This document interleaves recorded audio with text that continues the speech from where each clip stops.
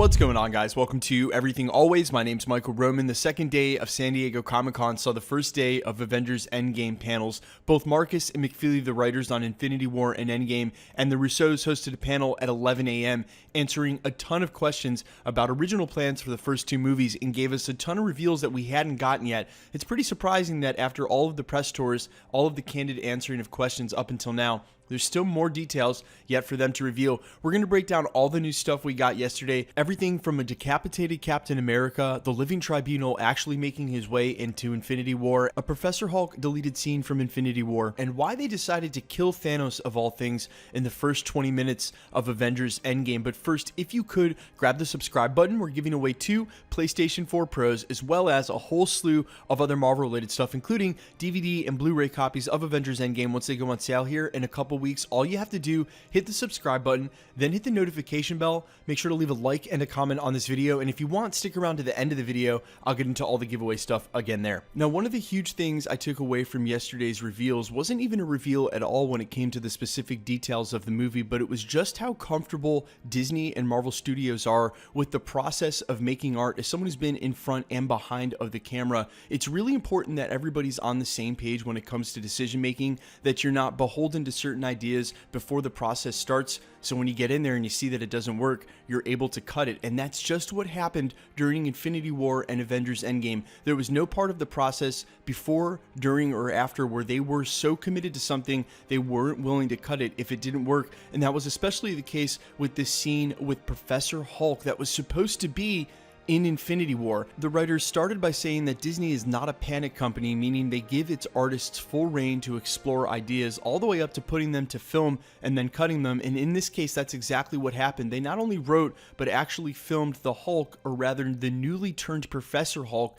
busting out of the Hulkbuster armor late in the third act of Infinity War. But in their words, it felt too much like a triumph right before they were headed towards defeat and disaster with the snap, that it was decided it would probably be best saved for an introduction during Avengers Endgame. What I find very interesting about this reveal is it's actually a slight retcon for an Infinity War trailer. If you remember that scene where the Hulk is running through Wakanda, we also famously thought that Marvel was on purpose faking trailer footage, but the truth is that was supposed to be Professor or Smart Hulk at the time. They just changed it late in the game so that ultimately this trailer footage didn't make sense, but it makes a lot of sense through the context of this new explanation, and it also was probably for the best that they decided to save him for Avengers Endgame. And that was the same case, although it didn't make it to film, for including the Living Tribunal, something that we had covered here. There were a lot of murmurs and rumors that he might make it into Avengers Endgame, but the truth is that it actually was supposed to happen during Infinity War, and for a while,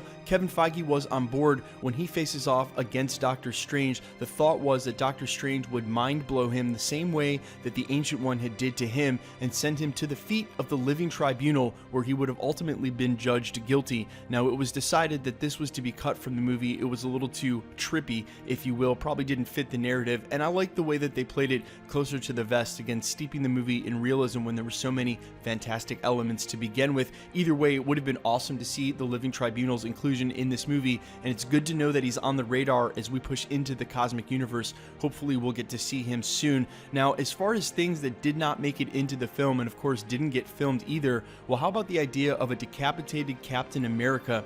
That could have happened. For a while, they decided that maybe Thanos should go back in time and decapitate 2012 Captain America before bringing him to the future to show the Avengers just what happens when they stand up to him. But they decided this was a little too dark, and maybe I agree for a PG-13 movie. That sounds like something straight out of Logan. But however, what was not too dark for Avengers Endgame was decapitating Thanos himself, and this lines up perfectly what the writer said during this interview with what the Russos said when that sea change came right after Avengers Endgame release, and Kevin Feige and the Russos moved from dodging all the questions to answering all the questions head on. They said they just didn't know what to do with his character. He had reached the pinnacle of his power. He had done what he had set out to do, pre-Avengers Endgame, they were reminding everybody he was retired now, and where do you go with a character like that? What's left to do, especially with the time travel shenanigans they knew were coming later in the narrative? They didn't have a clear-cut picture for what to do, pun intended, so they decided to clearly cut his head off, and in their words, screw it, let's just kill the guy. And I think it made a lot of sense for the narrative, clearing him out early.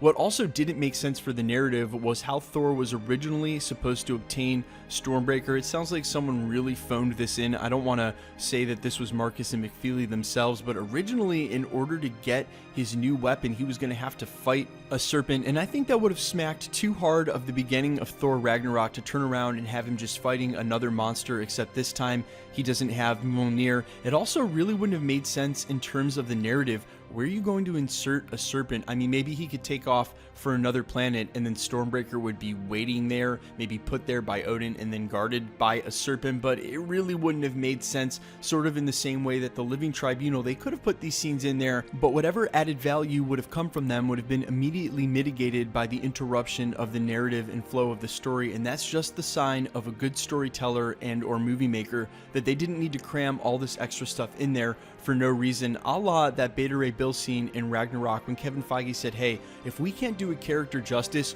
we'll just wait for the next opportunity to do that. And as fans, I think we all appreciate that in the long run, instead of them shoehorning everything into one film like a lot of other superhero movies have tried to do in the past. They also briefly talked about one scene in particular that would have perfectly mirrored the original Avengers film and then bookended it perfectly as well. If you remember from the post-credit scene where they're all eating shawarma in the Avengers, we know now that they filmed that post-credit scene after the premiere. They wanted to do something like that in Avengers Endgame, where all the Avengers that were snapped, that were now back, were reunited all together and sitting there eating pizza, sort of in a bookend scene like that. But if you remember from the end of Avengers Endgame, those last 45 minutes, it's such a roller coaster, an emotional volley, and then to have the very tearful Iron Man hologram at the end talking to his daughter, I just don't know where you would have been able to put that pizza scene in that wouldn't have felt completely out of place considering Iron Man just died. Either way, it was awesome that they tried to do this stuff, all these scenes that didn't make it, even the ones they did film,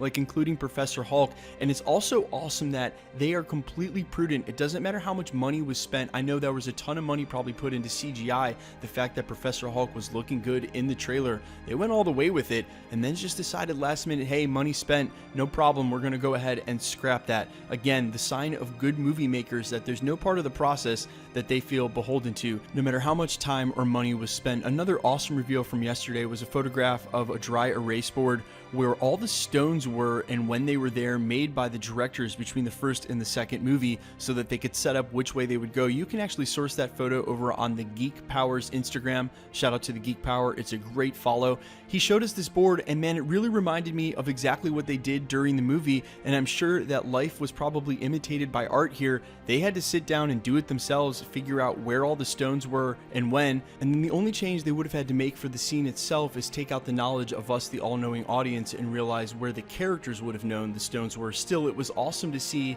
these guys on screen doing exactly what the writers and the producers had to do themselves, mapping out all the stones. Now, we are on the eve of Hall H. Literally, it's going to be coming in the next 2 or 3 hours, and like I've said all week, guys, I would not expect a full Phase 4 slate announcement. Maybe a little bit of the new Black Widow movie, some concept art, maybe a synopsis, a villain reveal, and at the very, very, very best, a very short teaser. And this is twofold. Number one, this panel is said to rumor all of the cast reuniting from Avengers Endgame. There's only so much time at the panel. You can't go ahead and do a complete cast reuniting and then introduce all of these new movies and do a Phase 4 slate announcement. Also twofold, they've got their own D23 coming and right soon at the end of next month. A much better place to do that. Our only hope is that Scarlett Johansson is both with the cast of Avengers Endgame and then they use her as the conduit to introduce some new material, and hopefully maybe, like I said, we'll get some concept art or a new look or a teaser at Black Widow. And guys, if we do, and no matter what,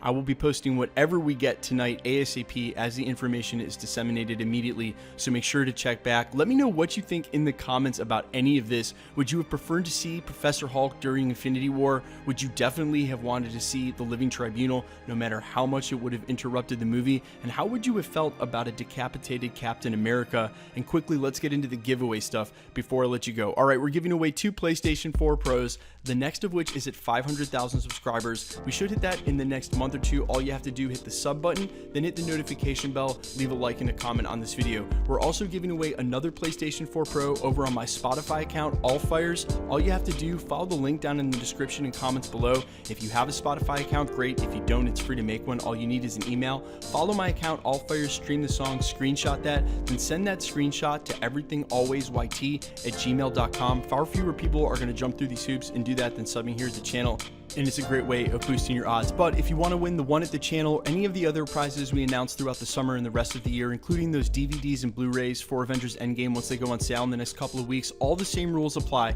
All you have to do, hit the sub button, then hit the notification bell. Make sure to leave a like and a comment on this video. The more videos that you like and comment on, the better chance you have of winning. My name's Michael Roman. This is Everything Always, guys. Thanks for checking out the channel, and stick around. We'll be posting again real soon.